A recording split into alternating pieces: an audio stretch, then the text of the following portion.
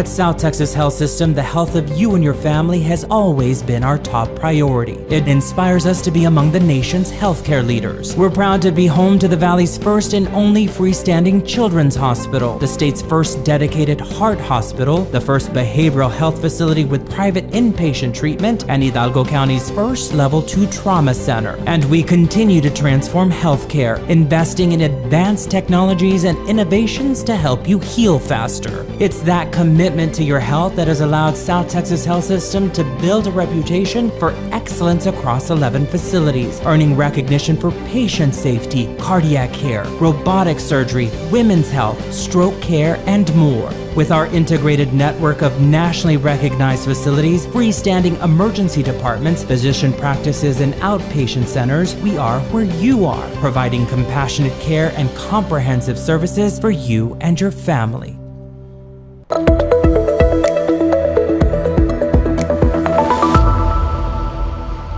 Greetings and welcome to our latest Let's Talk Your Health webinar. I'm Tom Castañeda, the System Director of Marketing and Public Relations for South Texas Health System. On behalf of STHS, thank you for joining us. To boost your overall health, lower your risk of chronic illness, and improve your quality of life, it's essential to focus on your physical, mental, and social well-being. So to help Rio Grande Valley residents take charge of their health, South Texas Health System hosts these monthly Let's Talk Your Health webinars. Through education on common health conditions and practical strategies to protect your well-being, our goal is to empower you to improve your overall health and live your best life. Now, in this installment, we'll be discussing heart arrhythmias. Normal heart rate changes like speeding up during exercise or slowing down during sleep are usually harmless, but sudden or unexplained changes may signal an arrhythmia and should be checked out by a healthcare professional. More than 14 million people in the U.S. are living with a heart rhythm disorder per the CDC, with rates rising due to aging, diabetes, obesity, and high blood pressure. Left untreated, arrhythmias can lead to serious complications, making prompt evaluation essential. So to help educate Valley residents on heart arrhythmias, we're joined by Dr. Navid Manafi, a transitional year resident with the STHS GME Consortium. Dr. Manafi, thank you so much for joining us. Of course. Hi, Tom. Thanks for having me. Now, you are originally from California. You moved down here last July. What have you noticed in terms of the situation with the heart disease that we experience here in the Rio Grande Valley? Well, that's a very good question. So if you look at the statistics, we can see there's a lot of obesity going in the valley, sadly. So we do, as you mentioned, there is a lot of the prevalence of heart disease and also arrhythmia that we're talking about is very high in the United States. But we know that with obesity and high blood pressure and diabetes, these kind of all of them go the same direction. So when we have that, we do have arrhythmia as well. So given this, we do have a lot of obesity in this region. We gotta be more understanding and knowledgeable about the heart health as well. And arrhythmias in general, that's just an abnormal heart rate. So it can be too fast or too slow. And about 5% of Americans have an abnormal heart rhythm. In the Rio Grande Valley, have you noticed, being at the heart hospital, notice any patients who don't realize that they have an abnormal heart rhythm? Yeah, exactly. So we see every day patients with abnormalities in heart rate and arrhythmia. So I mean that's where the population that's the people who come for a symptom, But if we have we do have a test to go on all of the public people. So we do have a lot of people who don't have any symptoms, but they still have some arrhythmias, or basically that's silent. But in the hospital, we do see a lot of patients that are undergoing through this and getting their care. But it's very important to know what's causing this and also how to prevent it. So that's why we're here. But we do see patients every day in the hospital. And one of the most common heart rhythm disorders is atrial fibrillation. Yeah, exactly. So AFib, as they call it for short.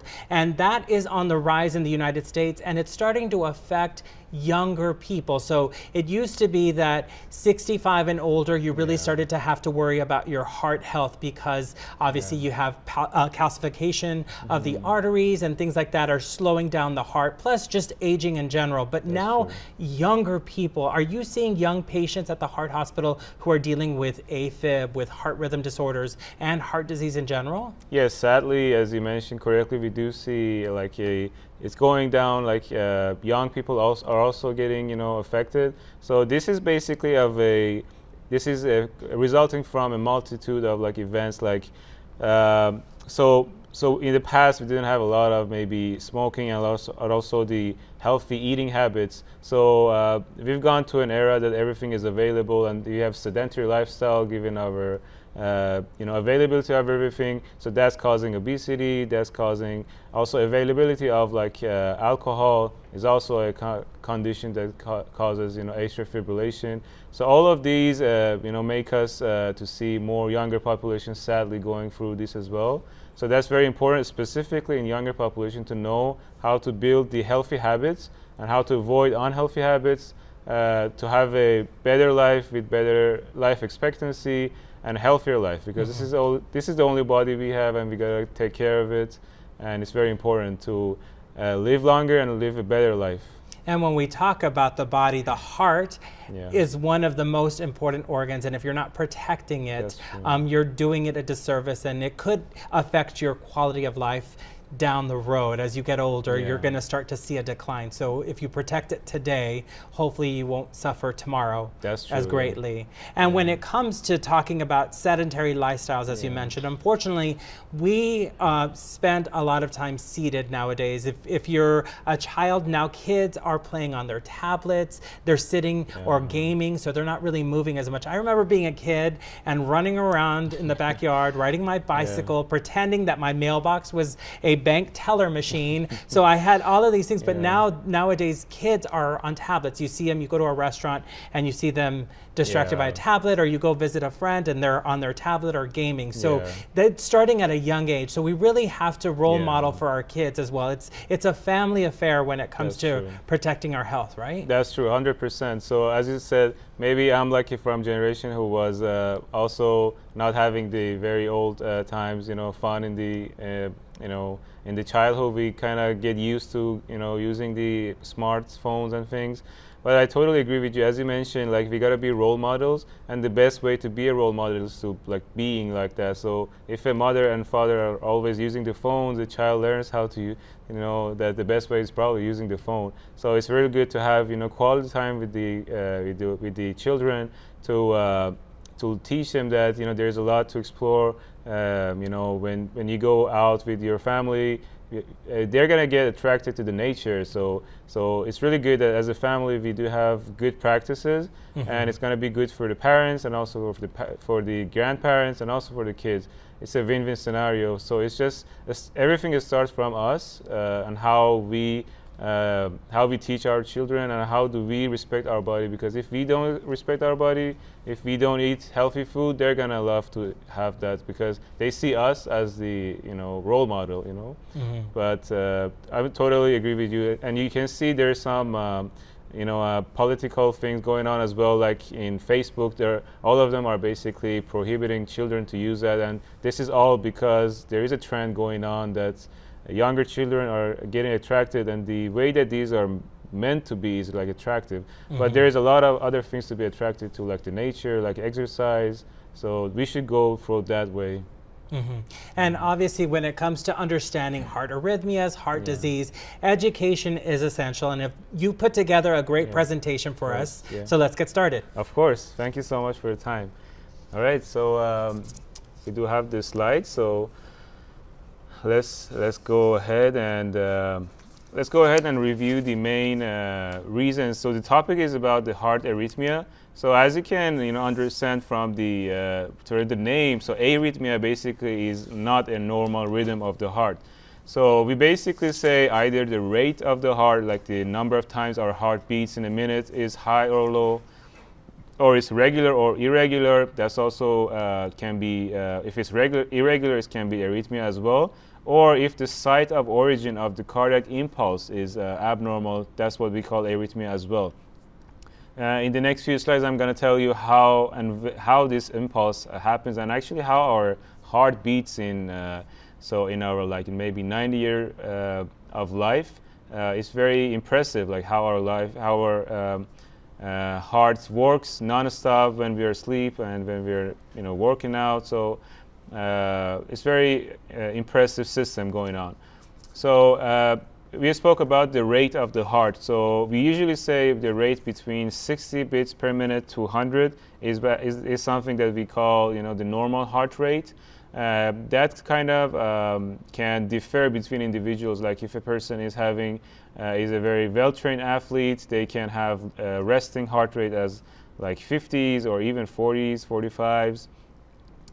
Maybe a marathon runner is going to be normal in 50, but for a person who's not an athlete, the normal is going to be like maybe 70s. So that's about the rate. And also when we say if the rhythm is regular or irregular, so usually if you put your hand on your pulse, you're gonna need to see that it's regular, like it's beating in a timely manner. And if you put your hands on your pulse and see it beats for 1 second and then it stops for 2 seconds and maybe some other interval, that's basically what we call irregular. That's an easy way to understand what we mean. And in this, we're gonna go to the anatomy and to review how actually our heart works for this incredible device that we have in our body. So on the top, you can see there is a yellow concentrate. That's called SA node, which is a sinoatrial node, which is basically our built-in pacemaker of the heart. So you see that some people have pacemakers in the heart, but we all are born with a pacemaker. This is basically a collection of fibers and cells that basically generate impulse and tells the heart to contract and pump the blood.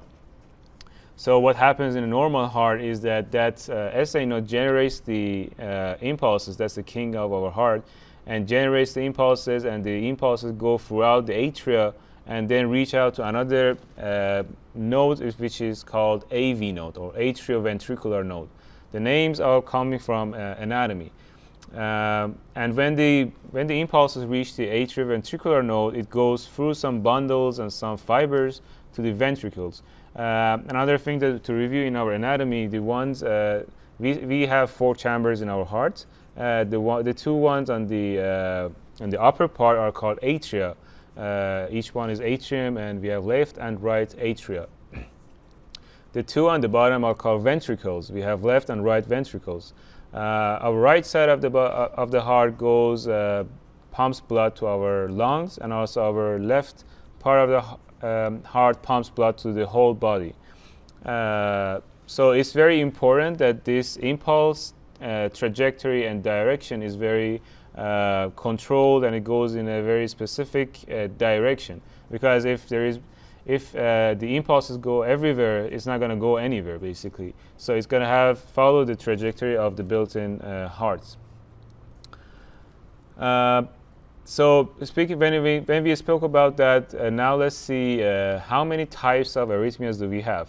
So we talked about the anatomy. We said that we do have 2 atria and 2 ventricles. So they divide the arrhythmias basically on that as well. So they say if the arrhythmias are coming from above the ventricles, we call them supraventricular arrhythmias. Or if the arrhythmias are originating from the ventricles, that's what we call ventricular arrhythmias. And each of them have some types that are different, but they're different kind of regulars. Regular or irregular rhythm, or also maybe just the rate is different. So I want to start with one of the most common abnormalities that you mentioned, Tom, and that's AFib, or atrial fibrillation, and also another variation we call atrial flutter. So this is the most common sustained arrhythmia in adults. So Atrial fibrillation is basically when we have fibrillating heart muscle. Fibrillating is mainly like when your muscles are contracting, but not in a good way. So if you have like tremulous heart that's just contracting but with no direction, it's not creating enough power or good concentration to propel the blood forward. That's called atrial fibrillation, and that's very dangerous, and it has to be treated. We're going to go over the atrial fibrillation in more detail in the following slides and how it is. Atrial flutter is also a variant of the fibrillation. It's just the source of the nodes and also the impulses are different. So I'm going to go back to the previous slide to show you another thing. So remember that we mentioned that the SA node creates the impulses. It has to be by the SA node. And what happens in the atrial fibrillation or in the atrial flutter is that some other parts of the heart are creating the impulses, which is not as it should be. Which is basically when you don't have a king in there, so we do have a lot of princes there. So they're going to create the momentum, and that causes not a very suitable condition. So the direction is not going to be in a good way. So that's what happens in the atrial fibrillation. Instead of the right atrium, usually in the left atrium are some places that make that impulse. In the atrial flutter as well, it's usually in the lower part of the left atrium that basically creates that. Or it could be the right atrium in the near the valve. So I don't want to go too deep, but like these are different types. We do have premature atrial contractions that basically some of you and some of us have experienced. Like even when you have coffee, you feel like your heart is going out. That's basically what we have, premature atrial contraction, which is pretty benign condition. But while you're having that, it causes a little bit of, abnormalities. So it shows us that even having a coffee can cause us to have irregular rhythm. So that being said, coffee is not a bad thing, but like when you're used to it, it doesn't cause that.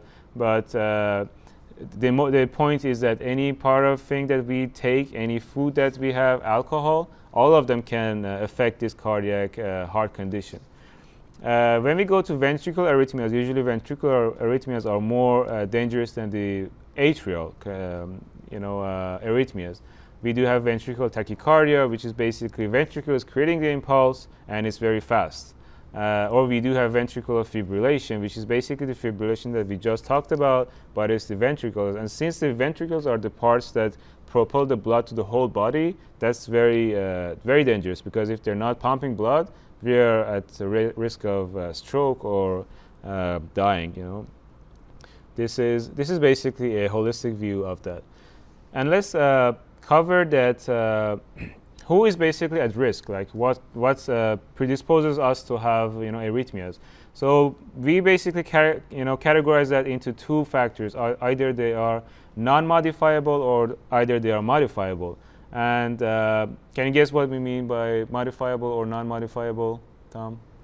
Non-modifiable means you can't change it. So Exactly. your sex, your age, you can't really change. But modifiable means you can work out more, you can eat well. Exactly. You mentioned it perfectly. So as you said, like older age, when we get older, or male sex, or people who are from European ancestry or like family history, all are non-modifiable risks which we can't control. But there are many things that we can control. What do you think we can control for getting the better hearts? We can stop smoking. Awesome. We can slow down on our coffee intake. I know a lot of people appreciate coffee in the morning, so that we can also work out more. Awesome. We can exercise. Awesome. Yeah, these are the main things, and they're 100% you're correct. So obesity and like being overweight is one of the causes. Diabetes is one of them, as you mentioned. Smoking is one of them, and also alcohol. Alcohol. It's very impressive to know that each drink per day increases the risk of atrial fibrillation by 8%, and that's pretty much. Like if you drink like 4, it's going to be very substantial amount of risk of atrial fibrillation. So it's very important, like we all always hear about these things in the news, you know, to exercise, to eat a healthy diet, but sometimes we forget that how important they are. So this is basically also the case for arrhythmias as well. Also, let's go to the complications associated with heart arrhythmias. Do you have a question at this point, or we should leave the questions for the end? We'll leave the questions for the end, but Awesome. if anyone has a question, all they have to do is type it into the Facebook page and we'll be able to see it. Awesome, that would be perfect, yeah. All right, so let's go to the complications. So when we say arrhythmias and when we say they're bad, so what do we really mean, like how bad? So I grouped this up a couple of statistics, which some of them I wasn't sure about how big they are. But we can see that atrial fibrillation in men causes 4 times, and in women it causes almost 6 times increased risk of stroke, which is pretty high. And also AFib in males can cause 3 times, and also in females cause 11 times risk of heart failure. And it goes without say that when we say increasing risk of a stroke, and when we say a stroke, there comes a lot of other abnormalities with them. And when we say heart failure, also the same. Also, it causes 1.4 times increased risk of dementia. And usually they decrease 25% in our heart function, which is a lot. So that basically, when we have that, it's going to make it very hard for us to exercise, to spend time with our families. Even just walking is going to be difficult, swimming. So it's not just, that heart function is bad. It's about our whole life, and our life expectancy. And these are some of the main statistics. And one of the most important ones is that we have a term called sudden cardiac death, which is when somebody basically dies because his heart or her heart basically suddenly gives up, beating, which I'm sure we have all seen in our surrounding people who have sadly experienced that. So now let's see what are the symptoms of heart arrhythmia. We covered some of them, but as you might have known, palpitation is one of the most common symptoms. Like when we understand that our heart is beating. Usually our heart basically pumps without even us noticing. But when we think our heart is basically coming out of our chest and it's going very fast, it's called palpitation. That's very common sign in arrhythmia. But the thing is, arrhythmia can be caused by a lot of other, can cause a lot of symptoms as well, but we may not notice. Even fatigue, like simple fatigue, can be a cause of a symptom of arrhythmia. 26 to 75% of patients have fatigue with arrhythmia. Shortness of breath is also covered with that. 28 to 76% of people also have shortness of breath. And the reason is because, as we mentioned, the right part of the heart basically pumps blood to our lungs. And if it's not pumping blood effectively, it's going to affect our oxygenation as well. And when you're not oxygenating very well, your brain doesn't have a lot of oxygen, and it causes you fatigue and dizziness and things like that. And speaking of dizziness, we also have 19 to 44% of the people have that as well. And probably chest discomfort is one of the most maybe obvious signs that you have abnormality in your heart. That's also a symptom. And also lightheadedness. But the important fact is when we have a lot of different signs and symptoms, it's really good to have low threshold of seeing a doctor. Going to your doctor regularly, even if a thing you don't think it's related, but you're suspicious, it's very important to go to the doctor appointment or to the emergency department about that and take care of that. Because the sooner you address these things, the better. If it's too long, it's going to just be very harder to control. Now let's talk about diagnosis and how we basically at the hospital we diagnose this. So I'm sure that everybody knows about a device we call EKG. It's called electrocardiogram. It's been in the hospitals for a long time. I think it's the 1970s or even sooner. It's a very incredible device. It's non-invasive. It's very incredible that we can basically see a lot of different abnormalities or to see if the heart is actually normal, from very non-invasive, non-invasive electrodes that we put on our skin. Usually we put 12 electrodes in our skin at different parts. To basically, these electrodes are looking at the heart. Each of them are looking from a different part of the heart, and when we have 12 of them, we basically have a view of the whole heart. And based on you may wonder, how do we basically see if the EKG is normal or not? And the answer is pretty simple. Like the direction these pulses go to each of these basically cameras shows us if the direction is normal or not. That's basically how the EKG works. So usually the EKG is the first one, but as we know, sometimes people have some short-term palpitations or abnormalities in their rhythm. So they come to us and they mention, like, I've been having this symptom, but now I'm okay, but I've been having this on and off. So we have some other forms of electrocardiogram which are meant for more long-term. Like, we basically connect the electrodes to them and they go home, and they come back and we gather the information, and we can see if he or she has been having any abnormalities. This is pretty impressive as well. There are different types of these ones. So we do have Holter monitors, which are usually for 24 to 48 hours of continuous recording. We do have event recorders that can be used for weeks to months. And usually these basically run in the background, and once you have a abnormal rhythm, they record for a preset amount of time before that, and after that, so when you come to your physician, they can see the whole events.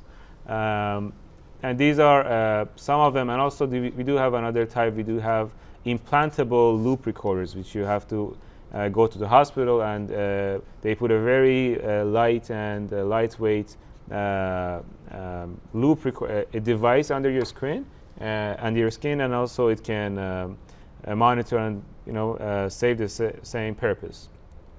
And of course, the choice between all of these depends on how frequent your symptoms are, or if you do have any other symptoms, and your physician and cardiologist is going to be able to help you with that. In addition to those, we also do have some other non-invasive. I want to stress on the non-invasiveness, because some people may be afraid of going to the doctors and getting radiation, CT scan. Although we do have those tests as well, but like most of the initial workups are non-invasive. Like, another thing that is very useful is a device we call echocardiography, and that's basically ultrasound of the heart. And when we say ultrasound, there's a probe basically to a device that basically sends some waves, which are again they're non-radiating. They don't have any bad effects on us, and it's basically like a ultrasound. So when they go in, they give us a structure of the heart. So we can use that to assess how the function of the heart is, and how the heart is basically pumping blood. If there is any part of the heart that's not pumping well, or it's not contracting well, it shows us that that needs to be addressed, and further imagings may be needed. Also, there are some other tests that we can do. Some of them are called exercise stress tests. So I may be normal when I'm sitting here talking with you, but I may have symptoms when I'm exercising. So that's basically what we do. We basically create a safe environment in the hospital, either with, you go and run on the treadmill, and we connect, electrodes to you, and like we understand if you do have any parts of your heart that's going abnormal when you're under exercise. If somebody can't run or like do exercise, we do have other tests that we basically call pharmacologic stress tests. So we basically give them some medications, and that basically creates a more burden on the heart to basically puts the heart in the same situation and scenario. These are basically what we do basically for diagnosis. These are some pictures of the ones that we just discussed. On the left, you can see the implantable loop recorder. It's basically like, as you can see, it's very small and very lightweight that we put under the skin, and it records that. And also event monitor. As you can see, there is a patch and a small device that we put on your skin. It basically serves the same function as well. And also, let's go to the treatment part, which is which is very interesting, and to know how we basically treat that.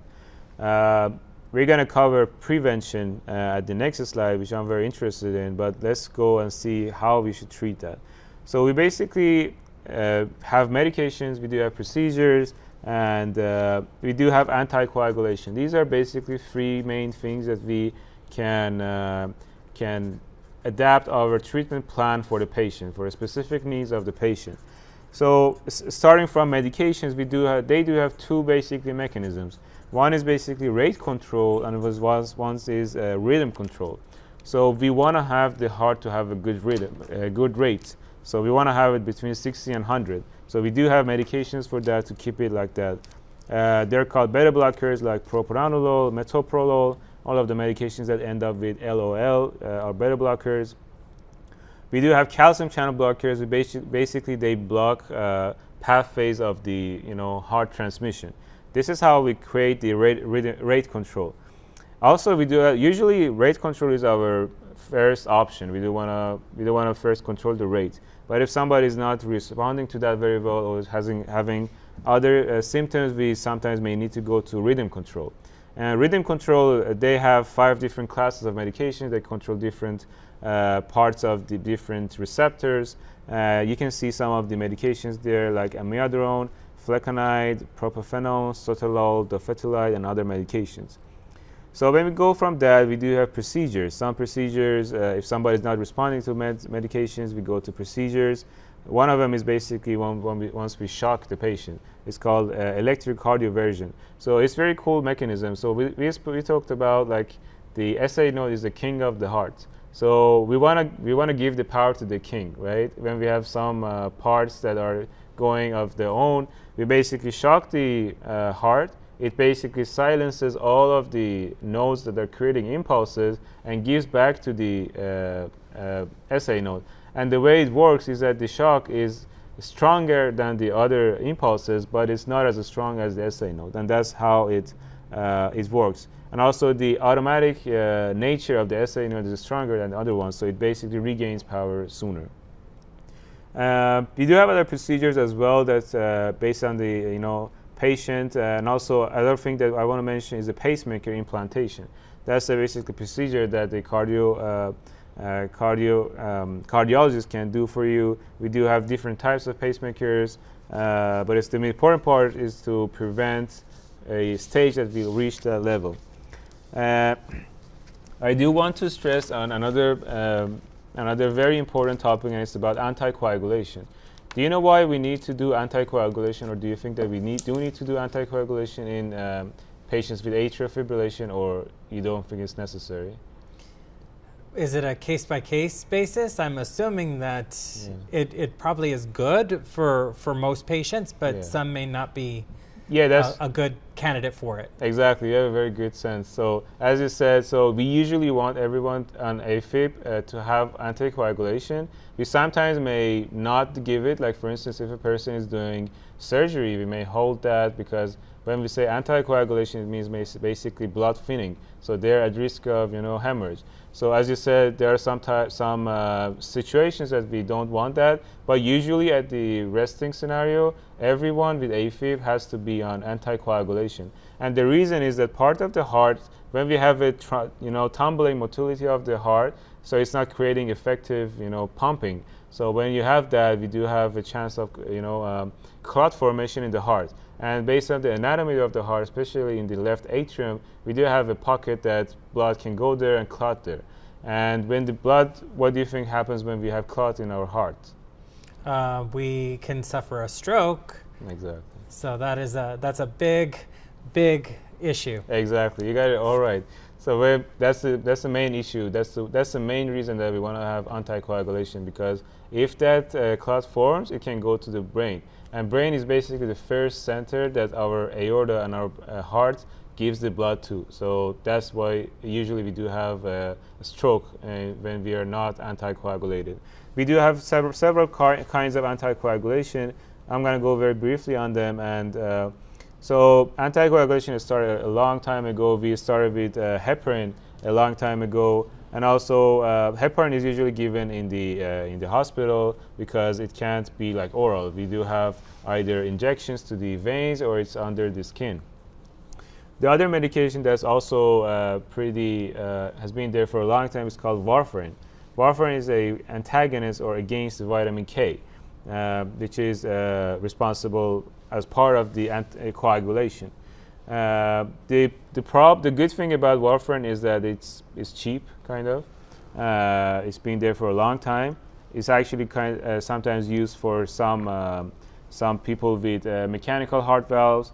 But one of the difficulties with this medication is that you need to have monitoring of your labs every week.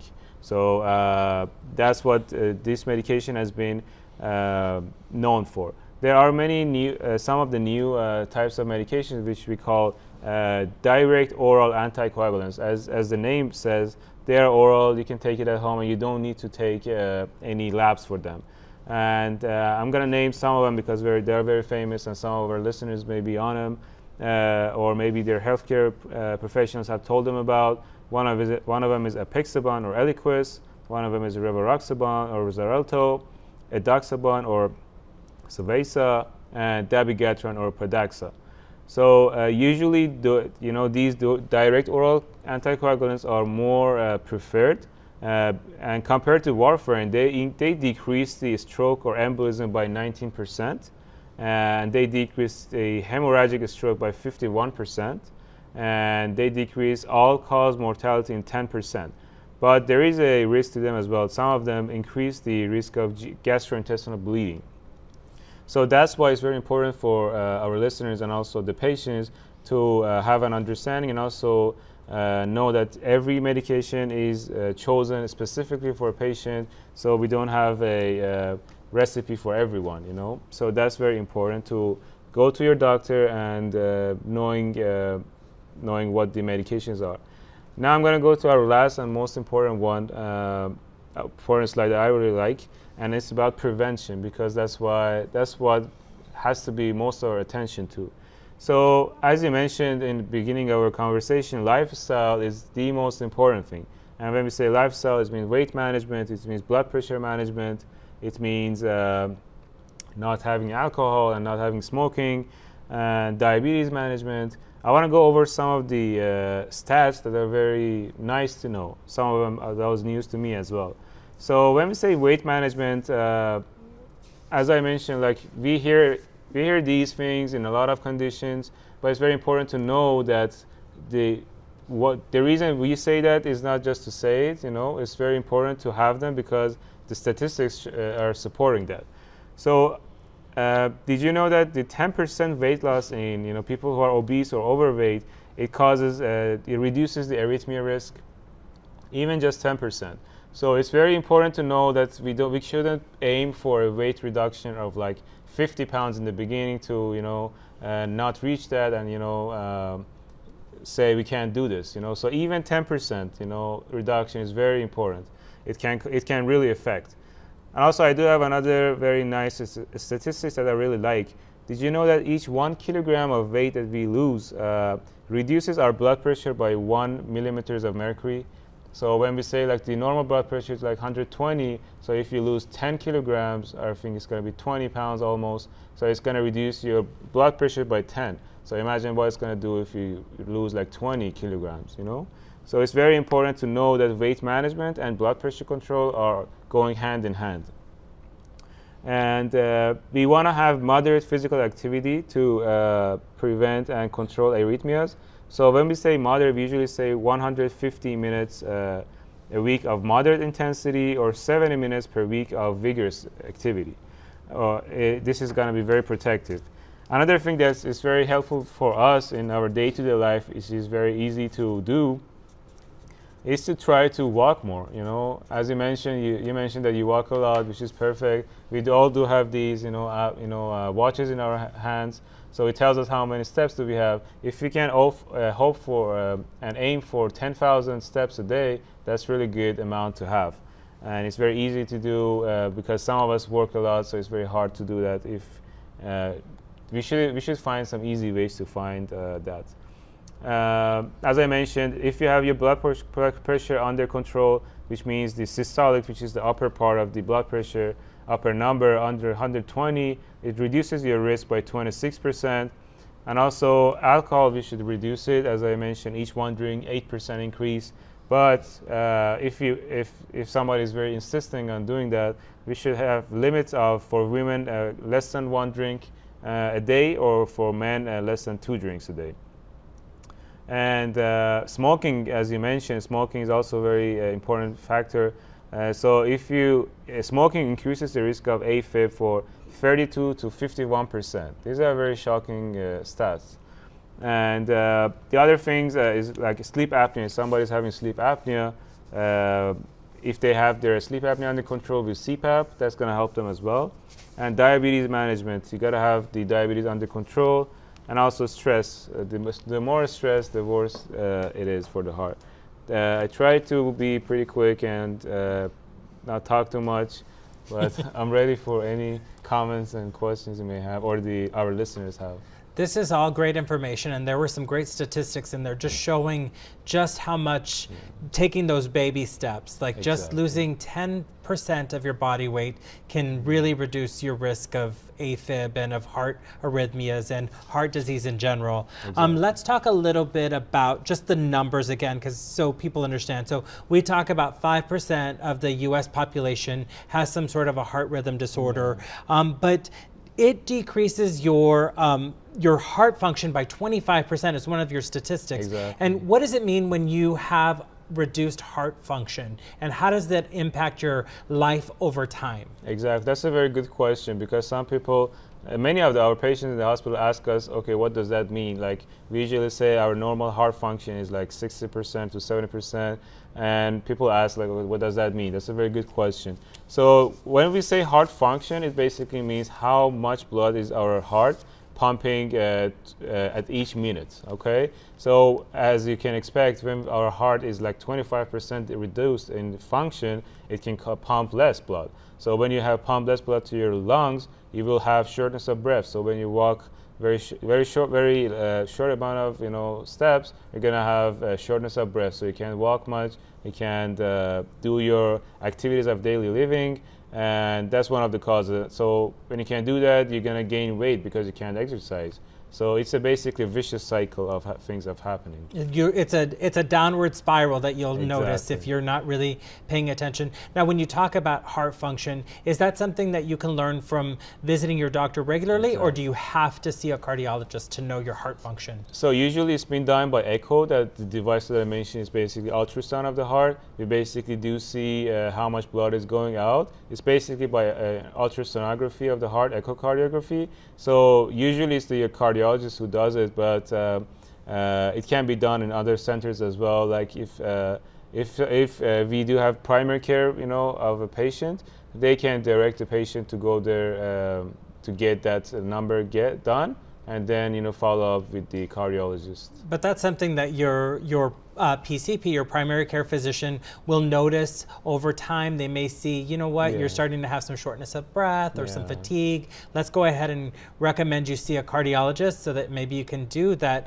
ECG or EKG and make sure that we check for any issues. And then you can determine if heart function is being impacted. Exactly. That's the right way to go. Like if you have any symptoms like shortness of breath, like lower extremity edema, or like swelling in the legs, or like you can't walk pretty much, that should be alarming for all of us to go to primary care provider for that, and they're gonna arrange a way for us to see the cardiologist.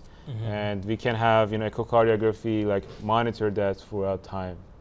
And let's talk about arrhythmias can lead to death. And I think a lot of people think, oh, it's just a heartbeat, it's just an issue with my heart. But as we talked about, it obviously decreases heart function, it increases your risk of stroke. But arrhythmia-related deaths have risen in the United States, with nearly 30,000 direct deaths related to heart arrhythmias, according to the CDC, and 230,000 mentions on death certificates annually. So that means that it's listed on a death certificate as one of the issues why a person passed away. So it is a serious issue that we need to take full responsibility for understanding, right? Exactly, totally. I really like these statistics that you provide because some are news to me as well, and it shows us how significant it is, and sometimes we don't know about it. As you mentioned, like I have a small number of experiences, but if you talk to a cardiologist, they have numerous experiences of people who maybe presented for something else to the hospital, but the reality was that they were having like cardiac issues. Like sometimes you may have arm pain, and that's not the arm pain, that's basically the heart, and through the nerves and our anatomy, that's basically radiating to the arm. Or you may have jaw pain, and you go for like if you have weird jaw pain, you should be worried about cardiac. So we basically say anywhere from your jaws to your upper bellies, if you have pain, you need to come to the hospital. We're gonna check your ECG and see to make sure there is nothing going on, because these are basically time dependent. Like the more time it passes, the worse it's gonna be. So it's very important to notice it, and as you said, don't disregarding the symptoms. And some people have higher toleration of pain. Like you may have higher toleration than me, so you may say this is probably nothing, and I can tolerate, but that should be something that you should still take care of, And any sign that where something just doesn't feel right, you really need to speak up and say something. Exactly. That should be what we should do. We all should do. Now let's talk a little bit about the causes of heart arrhythmia. So heart-related conditions, obviously. So if you have coronary artery disease or another heart-related issue, it could result in an abnormal heartbeat. That's true. 100%. So the thing is, we talked about the anatomy of the pacemakers. So these pacemakers also need blood. All of the heart cells need blood to get oxygen. So when you do have coronary artery disease, coronary arteries are basically arteries that basically feed our hearts. So when you do have that disease, so our SA node and like our pacemakers don't receive blood, and when they don't have the food to eat, so they're gonna go irregular, and it's gonna create arrhythmia as well. So that's as you said, it's basically a two-way street. Like if you do have one condition, it's gonna affect the other part. It's not that they're working as different systems. So that's why it's important if you have coronary artery disease, you have to take care of it so that the risk of other abnormalities or complications also get reduced. Another cause is structural abnormalities. So that could be damage from a heart attack. So if you've had a heart attack, you really should be following up with your cardiologist to make sure that your heart is still functioning properly, because you could result in an abnormal heartbeat. Exactly, that's 100% true, because when you do have some part of your heart that's not functioning, you have to follow the instructions of the cardiologist to make sure you're taking your medications. Sadly, we do see some patients when they don't listen, or they don't, because sometimes when we don't see something, we disregard it. Like if when you don't see what's inside your body, it's very easy to say, okay, it's probably one pill. But the reality is that pill is very dependent on it. So it's very important to keep have a regular, stick to the regular instructions, provided to all of us from our doctors and our cardiologists. So it's very important, as you mentioned, in heart failure, in myocardial ischemia or MI or stroke, to follow that, medications and follow-up plans. Like we do sadly see patients who don't follow up their plan. Like they were supposed to come by like 6 months, but they come later. And sadly, we do see some complications with that. And some of them are irreversible. And it's very sad to see that, but it's very important. Another cause is obviously medical conditions, and we've talked about hypertension, we've talked about diabetes, and how that affects the heart. But some that were a little surprising to me, and maybe surprising to viewers, is thyroid disease. So having issues with your thyroid. And another one that I know a lot of people suffer with is sleep apnea. So when we talk about sleep apnea, it doesn't just impact your sleep, it's impacting your heart and its function, and it could cause you to have AFib or heart-related or heartbeat-related illnesses. That's 100% true. I'm glad you mentioned some of the diseases that are not very directly related, but indirectly related. So when we have, our body is a system that every part is in contact with the other parts, and like they have to work all at the same time. So in the case of sleep apnea, when you mentioned, so what happens in sleep apnea is that we can't have air going in our lungs. So when you don't have a lot of air going in, your heart thinks, okay, probably I should beat faster to reach that. And when you do have this condition for years, it's gonna gradually decrease the strength of your heart. So it's very important to manage that, so don't put a lot of stress on our heart. And also when we say diabetes usually comes with factors like obesity and high blood pressure. All of these, or this is a term we call metabolic syndrome. So when we say syndrome, it means that all of them are in contact. And the endocrinological abnormalities that come with diabetes also affect the heart and how regular it is beating. So all of these basically work at the same time. And in the case of thyroid disease that you mentioned, thyroid conditions can cause heart rate abnormalities. Like patients who are having a very hyper-functioning thyroid usually have higher heart rates. And when you do have higher heart rates for your whole life, it's going to put still a lot of stress on your heart. So it's really important to manage, as you said, with the baby steps to small things to help prevent big things and bad things to happen. And we talked about some of those common triggers. I know you talked about substances, so alcohol, caffeine, nicotine, and certain prescription drugs can affect your heart rhythm and cause you to have AFib or another issue. We talked about lifestyle, and so extreme stress. I think that's one thing that people don't understand, how being stressed all the time is taking its toll on your heart and could lead to several issues, including AFib. That's 100% true. I'm glad you mentioned that, because nowadays we do have, that's part of the things that change in our society. We do have a lot of stress in our life. Maybe hunting in the old time was also stressful, but like we do have our stress of our own life as well.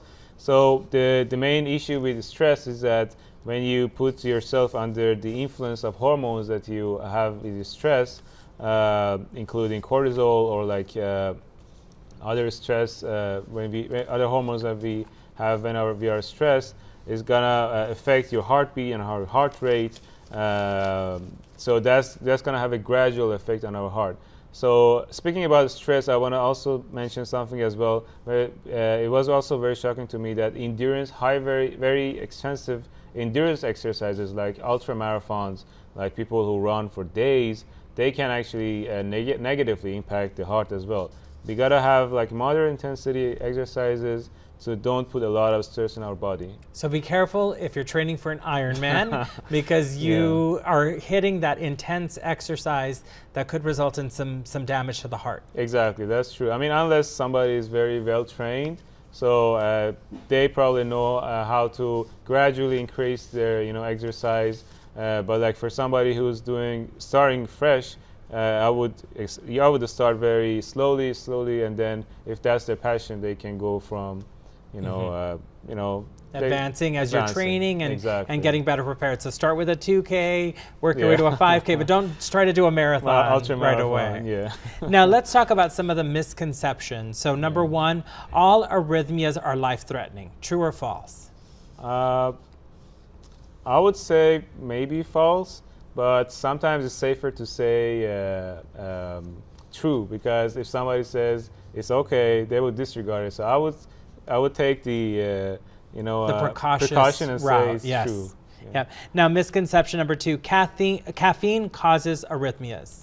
It can, Caffeine. True. We talked about too much caffeine. Yeah. So if you're drinking a lot of coffee or tea that has caffeine in it, just be really careful. I hope it doesn't make Starbucks out of business. But so the thing is, when you're doing, as we said about exercise, when you have caffeine every day, your body gets used to that number of heart rate.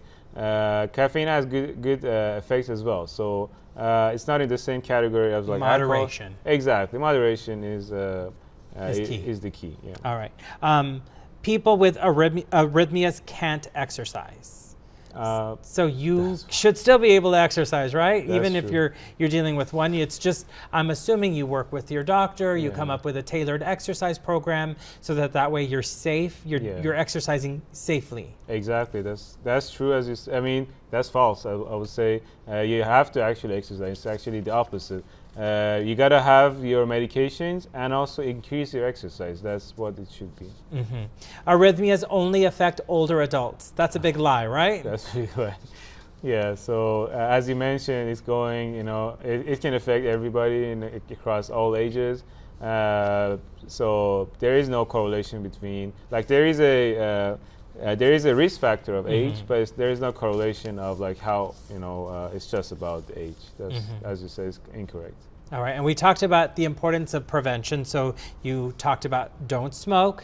Yeah. Eat a diet that's low in salt and saturated fat. And I think we tend to reach for the salt shaker whenever there's a meal before we even try the food. A lot of people I notice just sprinkle salt on it automatically, but salt is really bad for you if you're not having it in moderation, right? Exactly, that's true as well, because salt is basically is a factor of hypertension. It increases your blood pressure, and blood pressure is one of the major causes of cardiovascular disease. So I would say, as you mentioned in the earlier of our conversation, it's about habits, what we set for ourselves and our families. So when you don't need the salt on the table, you can just put it in the kitchen, so you don't need to have it all the time. And also, as for everything, it's about persistence and having good habits. Once you try it for 1 week, for 2 weeks, you gotta get used to that taste. It's not. It may be hard at the beginning, but we have to push ourselves to be healthy. And that's the way it should be, basically. And then we talked about exercise, and you gave a big number that I think scares most people: 150 minutes of moderate intense aerobic exercise a week. 150 minutes a week sounds like a lot, but when you break it down to 7 days, that's 30 minutes a day. Exactly. So literally, and you can break that up into chunks. It doesn't all have to happen at once. So you can do 10 minutes in the morning, 10 minutes at lunchtime, and then 10 minutes in the evening. But just those 30 minutes will go a long way. That's 100% true. As you said, each step really gets you closer to the goal. So as you said, the good thing is that these numbers that we mentioned, these are not the goals to or must to achieve. Like if somebody thinks he can do like 140 hours, they should go for 140. And they can increase it like week by week. And when they lose weight, when they get stronger, they can reach even more than 150. As you said, like 30 minutes a day is not a considerable amount of time. If we can put it that way, we can say you're going to live 10 years longer. So it's not it's a big good investment that we should put in our lives. Now let's talk about normal heart rates before we wrap this up. So you said adults are about 60 to 100 beats per minute. So that is the average. Well-trained athletes. So if you are the best athlete, you're an Olympian, it can be down to 40 to 60 beats per minute. Kids between the ages of 6 and 12 is like about 70 to 100, and so that's a good number to know. So how can we determine our heart rate if we don't have a Fitbit or an iWatch that we're wearing? Mine was at 86 earlier while we were talking, but my resting rate was about a 63. But how can we determine our heart rate? Yeah, so I'm not affiliated with any of these companies, but it's a good way to maybe buy one of these to track. So because these are good ways to track our when we are running. So these are good ways, but the most cheapest one is to maybe put a hand on our pulse. It's very easy to do. So it doesn't cost anything. Exactly. So you're supposed to sit quietly for about 5 minutes, right? So you're supposed to rest for about 5 minutes. Then you're supposed to find your pulse. So you can just find your pulse, right? Exactly. So if we find our thumb, and if we go all the way down, it's actually pretty easy. Like if you put your hand there, you're gonna find the pulse, and you're gonna just find it. Did you find it? Yeah, I found it. So it's really easy to find for everybody, and you can count it for 30 seconds. And then times 2. Times 2, perfect. Right. So you count how many beats you feel for 30 seconds, and then you multiply it by two, and that'll give you your heart rate. And so that'll give you a good idea of if you're having an abnormal one. Exactly. Simple. Simple. And you don't need a Fitbit, you don't need an iWatch. You can just do that with your hand and just taking the beat. Exactly. There's no limit to, it's not, as you said, there is no cost to these, but maybe some of these, are good. I bought one of these for my dad, and he told me that every time he has this reminds me of him to go to the gym and have exercise. So these are some other things as well. And but as you said, if somebody doesn't want to or can't even afford that, this is the easiest way to find their health. And final question, when it comes to heart arrhythmias, are there any signs when you need to go to an ER right away or to see your doctor? I think that's the most important question, and also as you said, for a wrap-up question, this is important. So any sign, but most specifically any chest pain or any pain that you have, as you said, is weird, like it's been new, and it's basically pressure quality that you have anywhere from your jaws to your hands, most specifically to the left hand, or even your abdomen. You may have abdominal pain, and you thought maybe you had the bad food, but that could be your heart. So it's very important to see your doctor. EKG is very easy. It's like it takes 1 minute to do, but it can change a lot. So going to the doctor, the first sign is the most important thing. All right. Thank you so much for your time, Dr. Manafi. We really appreciate it. Thank you so much. It was very nice sitting with you as well, talking to you. And that officially concludes our webinar. Thank you for joining us. We hope you will continue to prioritize your health and the health of your loved ones. We hope to see you for our next installment of this Let's Talk Your Health series on Tuesday, March 17th from 5:30 to 6:30 p.m. when we discuss healthy nutrition.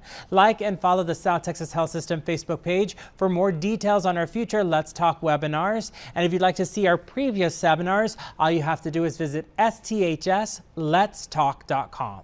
Until our next seminar, stay healthy, stay safe, and please continue to prioritize your health. At South Texas Health System, the health of you and your family has always been our top priority. It inspires us to be among the nation's healthcare leaders. We're proud to be home to the Valley's first and only freestanding children's hospital, the state's first dedicated heart hospital, the first behavioral health facility with private inpatient treatment, and Hidalgo County's first Level 2 trauma center. And we continue to transform healthcare, investing in advanced technologies and innovations to help you heal faster. It's that commitment to your health that has allowed South Texas Health System to build a reputation for excellence across 11 facilities, earning recognition for patient safety, cardiac care, robotic surgery, women's health, stroke care, and more. With our integrated network of nationally recognized facilities, freestanding emergency departments, physician practices, and outpatient centers, we are where you are, providing compassionate care and comprehensive services for you and your family.